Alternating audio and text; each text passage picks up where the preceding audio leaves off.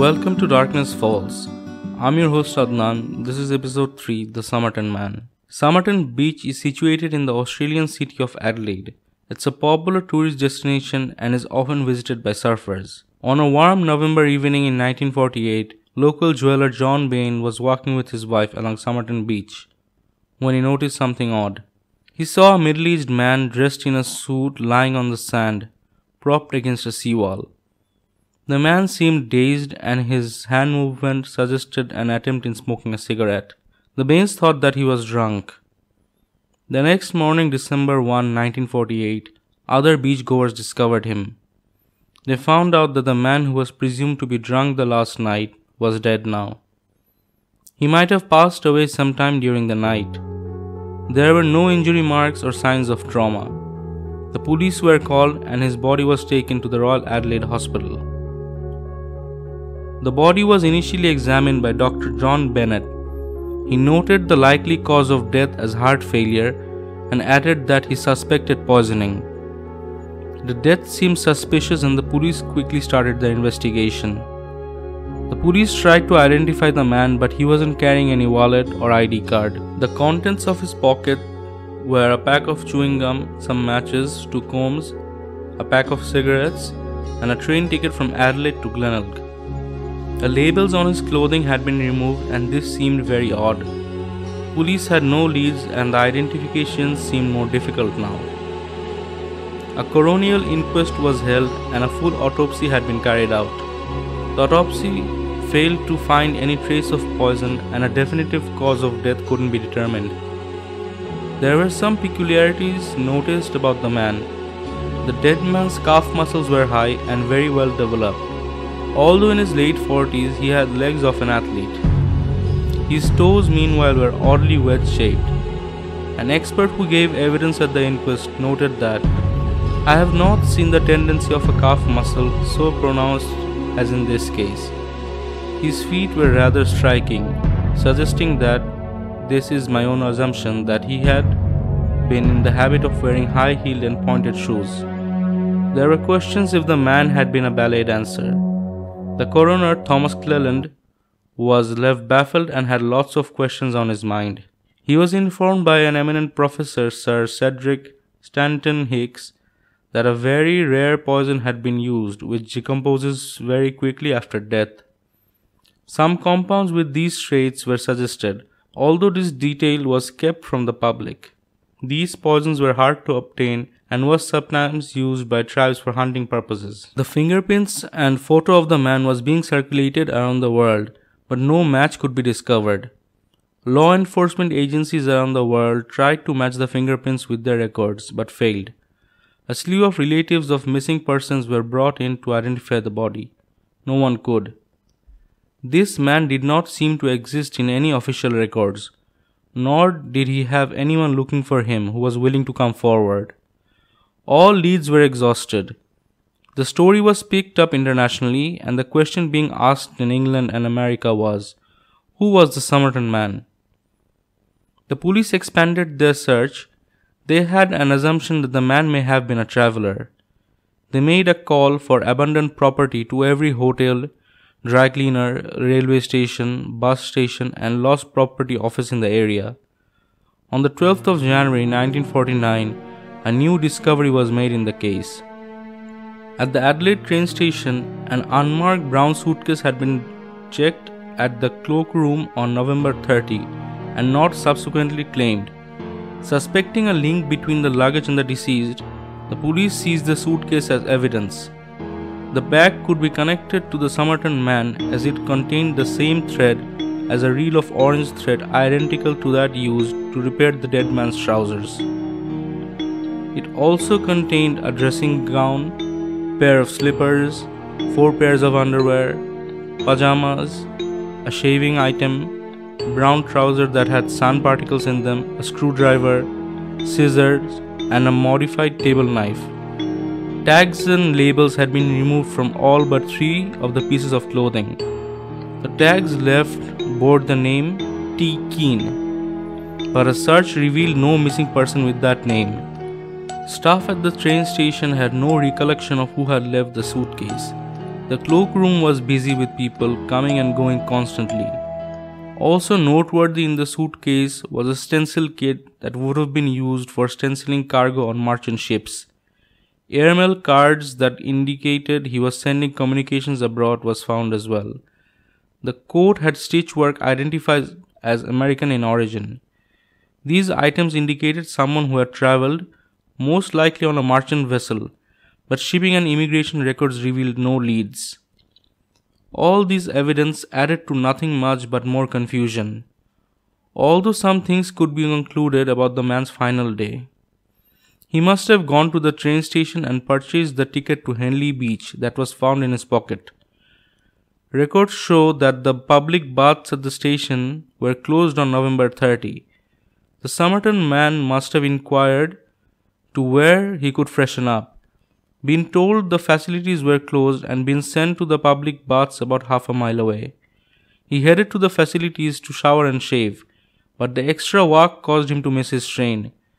He decided to take a bus rather than wait for the next train, and bought the bus ticket to Glenelg that was also found in his pocket. This had all happened around 11 am on November 30, meaning there were now 8 hours to account for between him leaving the train station and first being spotted on the beach. The discovery of the suitcase led to a buzz, but it eventually proved to be fruitless. However, the case took an even more mysterious turn when John Cleland, professor of pathology at the University of Adelaide, was brought in to re-examine the body in April 1949. He discovered a small pocket sewn into the waistband of the dead man's trousers. Inside it was a tightly rolled scrap of paper which contained 2 words, typeset in an elaborate printed script. The phrase read, Tamam Shud. Tamam Shud is a Persian phrase. It means it is ended or it is finished. The words had been torn from a rare edition of the poetry book, the Rubaiyat of Umar Khayyam. Police began searching libraries and bookshops for a copy of the Rubaiyat with the same fancy typeset seen on the scrap of paper. Nothing turned up. The search was broadened to include publishing houses and eventually extended worldwide. A photograph of the scrap of paper was released to the press, and police made an appeal to the public. This proved to be helpful, as on 23rd of July, a Glenelg man walked into the detective office in Adelaide with a copy of the book and a strange story. According to the man, he went for a drive with his brother-in-law in Adelaide last December and had parked the car a few hundred yards from Somerton Beach. When they returned to the car, they found a copy of the Rubaiyat lying on the floor by the rear seats. At that time, they didn't think much of it and assumed the other had left it there. But they took another look at the book after seeing a newspaper article about the search. They were surprised to find out the final page, which had contained the phrase Tamam Shud, was torn out. The font perfectly matched the dead man's scrap of paper. Testing revealed the scrap of paper matched that used in the book. While a detective was taking a closer look at the book, he found a telephone number. The telephone number led police to a nurse named Jessica Ellen Thompson. She lived in Moseley Street, Glenelg, about 400 meters north of the location where the body was found.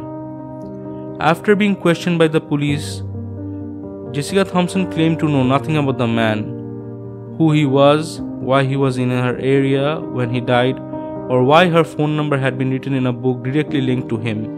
Jessica told the police that an unidentified man had been looking for her in 1948 when she wasn't home and had asked the neighbor about her.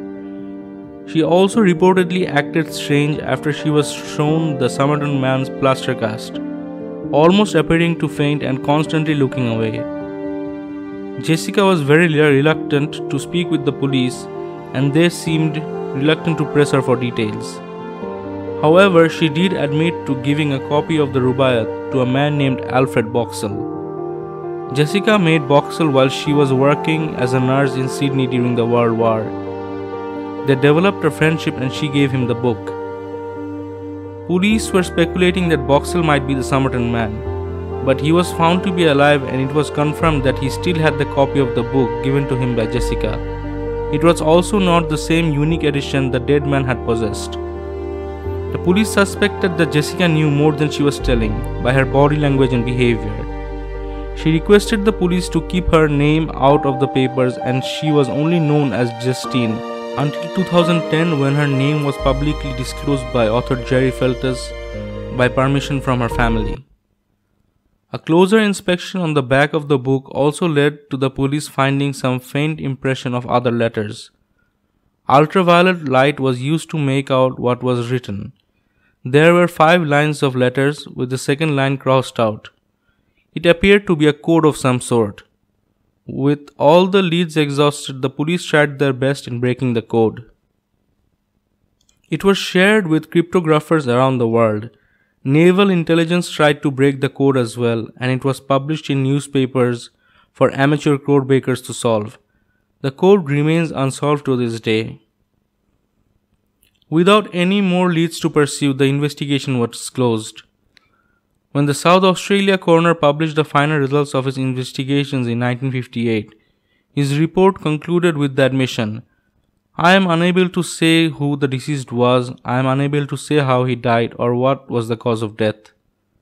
The case has been dubbed over the years as Australia's most profound mystery. A lot of people speculated that the Somerton Man was perhaps a spy. The Somerton Man was found during the initial years of the Cold War, and at that time there was always talks about spies conducting covert missions. If he was a spy, it may explain his lack of identification and the removal of his clothing labels. He was trained to cover his tracks, and the coat found in the Rubaiyat seemed like a piece of spycraft. There was also a theory that Somerton Man may have killed himself. The Rubaiyat contains poems focusing on living life to the fullest and not being sorry when it's over. The meaning of the phrase "ended" indicates the man was facing an ending of some kind when he tore the scrap out. Professor Derek Abbott became intrigued with the case and started conducting his own investigation. He involved his students as well. Professor Derek Abbott traced Jessica Thompson's family and found out that she had a son named Robin Thompson. Analysis of the surviving photos of the Somerton Man and Jessica's child revealed intriguing similarities. They both shared genetic traits which were quite rare. The Somerton Man was missing his 2 lateral incisors due to a genetic disorder called hyperodontia, present in 2% of the population. Studying pictures of his ears, it was also apparent that his upper ear hollow is larger than his lower ear hollow. According to Abbott, Jessica's son clearly has both of these genetic traits. The odds of these being a coincidence are estimated to be between 1 in 10 million and 1 in 20 million. This gave rise to the theory that Robin Thompson was perhaps the son of Jessica and the Somerton Man. Jessica's daughter Kate Thompson also believes that her mother knew the Somerton Man and they may have been involved romantically. Abbott was in contact with Rachel, the daughter of Roma, Egan and Robin Thompson, who had been adopted and grew up in New Zealand. Abbott and Rachel married in 2010 and they have 3 children. Abbott made requests for the body of the Somerton Man to be exhumed so that DNA tests can be conducted. On May of 2021, the body of the Somerton Man was exhumed as part of Operation Persevere, which seeks to put a name to all the unidentified remains in South Australia. The experts have said that it will be a challenge to obtain the man's DNA, and tests of this nature are highly complex and takes time. South Australia's Attorney General Vicky Chapman, who gave permission for the exhumation, said the Forensic Science South Australia team was well equipped to handle the challenging task. For more than 70 years, people have speculated who this man was and how he died, Chapman said. It's an enduring mystery, but I believe that finally we may uncover some answers. Only time will tell if the DNA profile can be created and compared. It might untangle the mystery of the Somerton Man, or it may remain a mystery for years to come. Thank you for listening to Darkness Falls. If you have enjoyed this episode, please subscribe and share it. You can also follow Darkness Falls Pod at Instagram and Darkness Falls on Facebook for updates. Thanks again, and I'll see you next time.